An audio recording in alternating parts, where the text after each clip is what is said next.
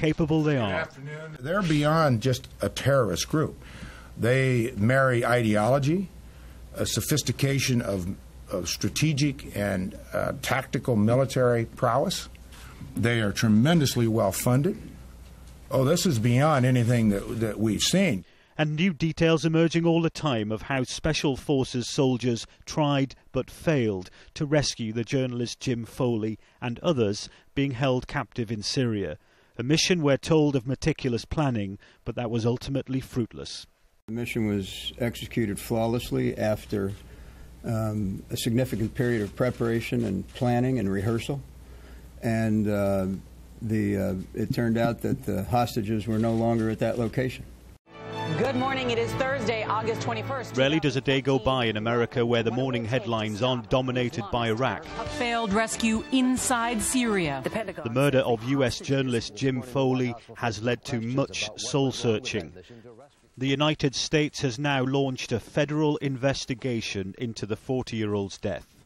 We have long memories, and our reach is very wide. We will not forget what happened, and people will be held accountable. One way.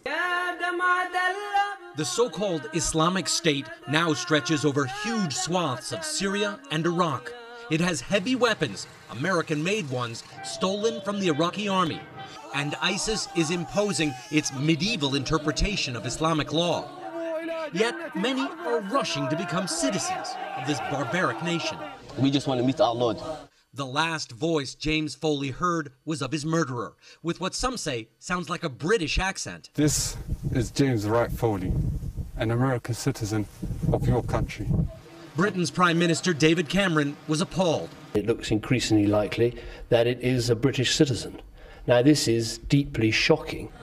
Shocking, but not surprising at all. Security officials say ISIS has between 7,000 and 12,000 foreign fighters. Hundreds from Europe, and one known American. We are coming for you. Mark my words. He died carrying out a suicide bombing for a group considered more violent than Al-Qaeda. Even a group like Al-Qaeda, which has perpetrated atrocities around the world, regards the Islamic State's tactics as being far too brutal. A big reason there are so many foreign fighters in Syria is that it's so easy to get there. Young men from all over the world come to Turkey, they make their way to the border crossing and simply walk in. And Turkish authorities are making no real effort to stop them. Dmitry Botnik crossed from Syria into Turkey today. He knows a lot about foreign fighters. His own son was one of them.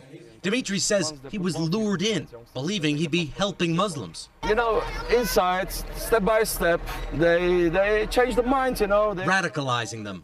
So Dmitry, an ex-Belgian soldier, did something radical himself. And you decided you had to go in and find him yourself? That was the only solution, and I don't have another solution. Action.